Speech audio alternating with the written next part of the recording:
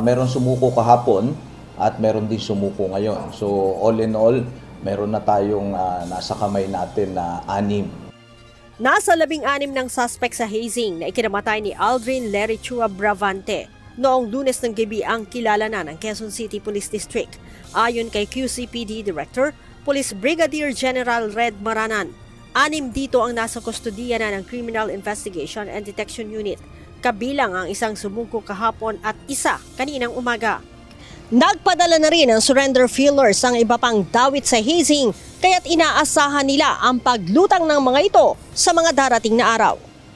Gayunman, sinabi ni General Maranan na nasa 3 pa aniya ang inaalam pa ng QCPD ang pagkakakilanlan. Tuloy-tuloy pa ang pag-iimbestiga natin at yun namang mga tao na nasa custody natin ay patuloy na nagbibigay ng mahalagang impormasyon para mapabilis natin na masolve itong kaso na ito.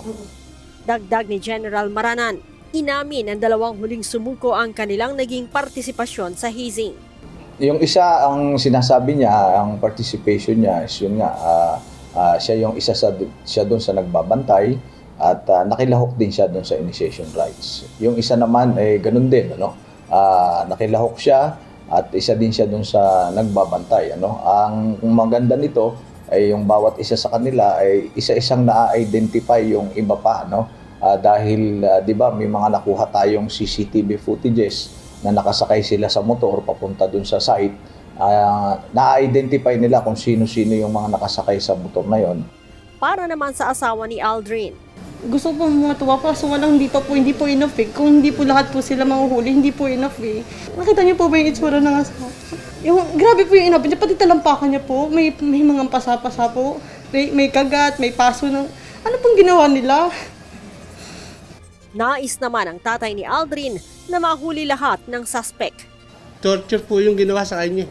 Hindi po ng taugama yung gawa hindi po Grabe po yung ginawa nila sa anak ko. Sobra-sobra talagang grabe. Pagdusahan nila, yung ginawa nilang kasalanan, hustisya po yung gusto kong malutas sa pagkamatay ng anak Hindi na rin naman maibabalik yung buhay ng anak ko. Pagdusahan na po nila. Panawagan ni General Maranan sa iba pang suspect, sumuko na sa mga otoridad dahil hindi titigil ang mga tauhan ng QCPD hanggat hindi sila nakikita. Leia Ilagan, UNTV, News and Rescue. Diyos ang aming sandigan, serbisyo publiko ang aming pinahahalagahan.